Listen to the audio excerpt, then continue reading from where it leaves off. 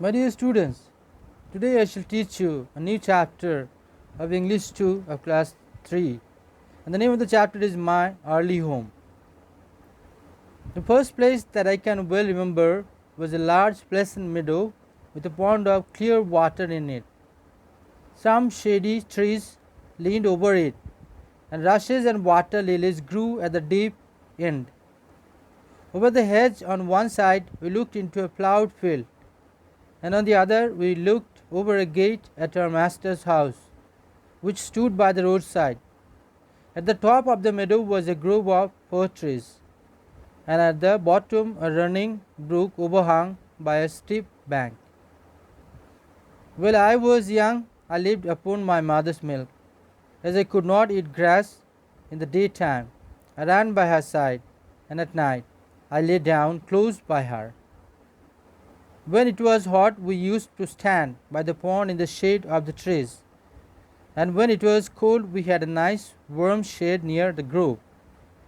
As soon as I was old enough to eat grass, my mother used to go out to work in the daytime and come back in the evening. There were 6 young colts in the meadow besides me. They were older than I was. Some were nearly as large as grown-up horses. I used to run with them and had great fun. We used to gallop all together, round and round the field as hard as we could go. Sometimes we had rather rough play, but they would frequently bite and kick as well as gallop. One day, when there was a good deal of kicking, my mother whinnied to me to come to her, and then she said, "I wish you to pay attention to what I am going to say to you.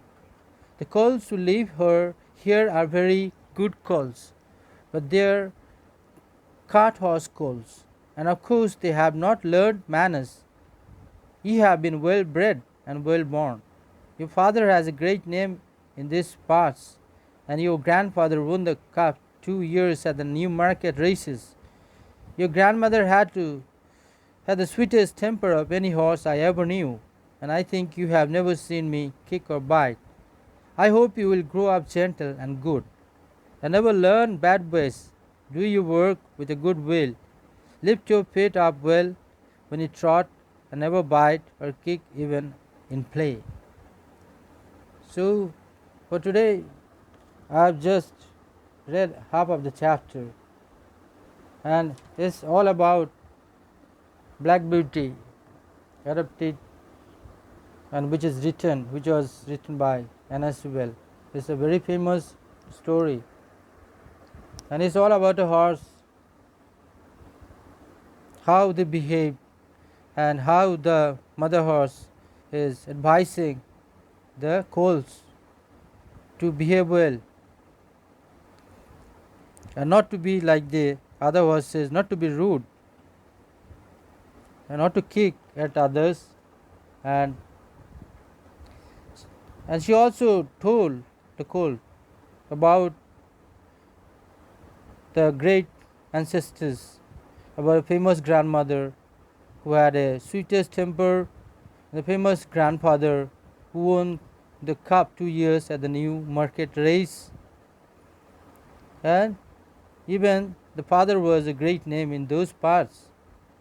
So here we see how a mother is advising the child to be good